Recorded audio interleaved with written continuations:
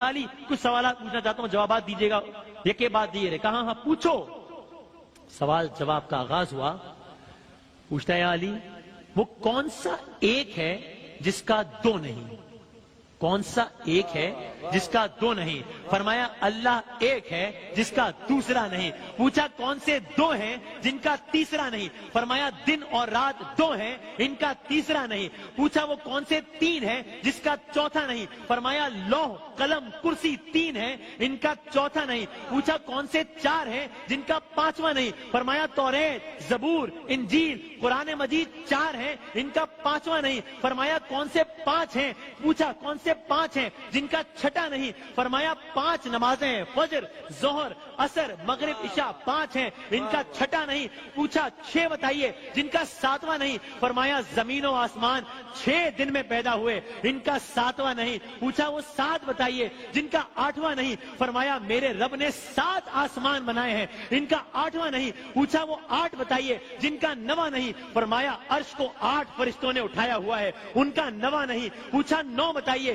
جن کا 10واں نہیں؟ فرمایا اللہ نے فرمایا، آپ کو یاد ہوگا، فرمایا اللہ نے فرمایا ہے حضرت صالح کی قوم میں 9 بڑے کافر سردار تھے، ان کا 10واں نہیں۔ پوچھا اچھا وہ 10 بتائیے جن کا اب مجمع میں ایک عجیب و غریب کیفیت طاری ہو رہی ہے، اور وہ یہودی عالم بھی سوچ رہا ہے کہ یہ تو معاملہ کہاں کا کہاں چلا گیا، لیکن سوال جاری رکھے ہوا ہے۔ پوچھا وہ 10 بتائیے جن کا 11واں نہیں؟ فرمایا حج کے موقع پر قربانی نہ ہو تو 7 روزے حرم میں، 3 روزے گھر پر رکھنے کا حکم ہے، یہ ہو گئے 10۔ یہ 10 ہیں جن کا 11واں نہیں۔ پوچھا سوالات جاری رکھ رہا ہے، پوچھا وہ 12واں بتائیے جن کا 13واں نہیں؟ فرمایا سال کے 12 مہینے ہوتے ہیں، ان کا 13واں نہیں۔ کہا وہ 13واں بتائیے جن کا 14واں نہیں؟ فرمایا حضرت یوسف علیہ السلام نے جب خواب میں دیکھا تھا تو دیکھا تھا کہ اس میں 11 ستارے، سورج اور چاند کو دیکھا، یہ 13 تھے، ان کا 14واں نہیں۔